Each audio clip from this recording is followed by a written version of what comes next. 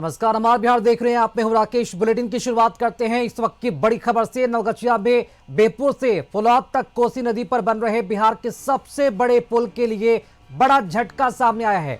पुल का 40 फीट का हिस्सा गिर गया है।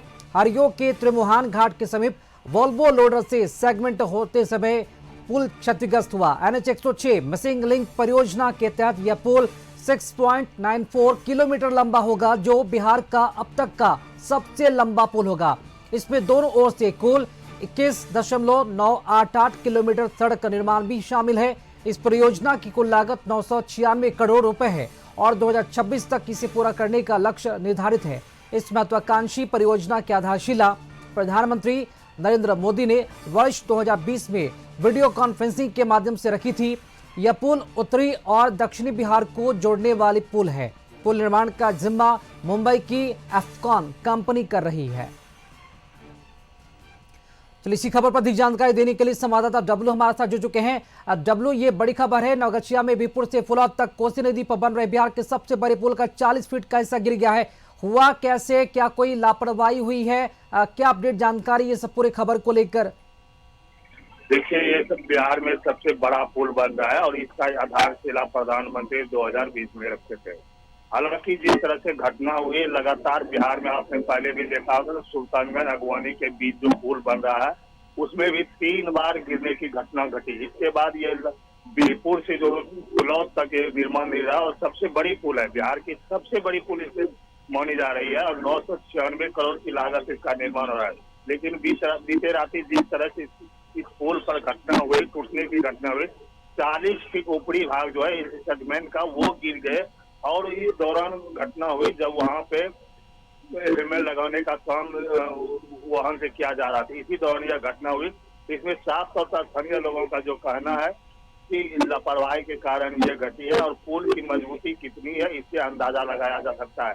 हालांकि अभी पुल का जो हिस्सा 40 फीट गिरा है, इनकी जिम्मेदारी अभी तक न तो पुल निगम के कोई अधिकारी ले रहे हैं, न ही स्थानीय प्रशासन इस पर कुछ बोलने के लिए बिल्कुल तैयार है। लेकिन सबसे बड़ी बात यह है कि बिहार में जिस तरह से इस तरह की घटना, निर्माणधीन पुल के टूटने और गिरने की घटना हो रही है, यह कहीं न कहीं लापरवाही और एक तरह से कहीं उदासीनता का कारण बनता जा रहा है। लगातार इस पर स्थानीय लोग सरकार को भी घेरने की कोशिश कर रहे हैं, विपक्ष के लोग भी सवाल पर सवाल उठा रहे हैं। आखिर यह किस तरह की पुल का निर्माण किया जा रहा है जो निर्माण के दौरान ही लगातार टूटने और गिरने की घटना हो रही है। अगर यह पुल चालू हो जाए और उसके बाद इस तरह की कोई घटना हुई, इसमें कितनी बड़ी क्षति और जान माल की नुकसान होगा इसका अंदाजा नहीं लगाया जा सकता है।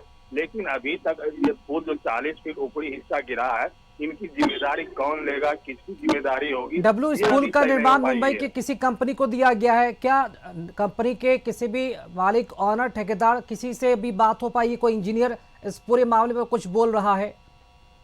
बीती रात घटना हुई, जब लोगों को जानकारी हुई तो लोग और पत्रकार जो है पुल निगम के जो निर्माण कंपनी उस अधिकारी के पास पहुंचे, लेकिन कोई भी अधिकारी इसकी जिम्मेदारी लेने के लिए तैयार नहीं हुए और न ही कुछ बोलने के लिए इस पर तैयार है।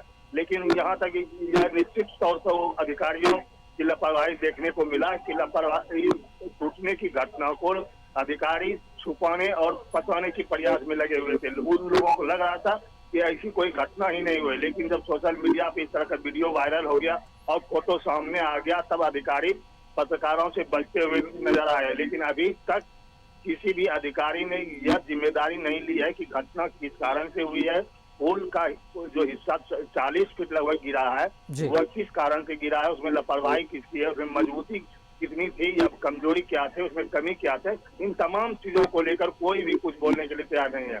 हालांकि लगातार प्रशासनिक अधिकारी इसकी जांच पड़ताल करने की बात कह रही है और पुल निगम के वरीय जो अधिकारी हैं, जो राज्य स्तर के अधिकारी होते हैं, उनको यह जानकारी दी गई है।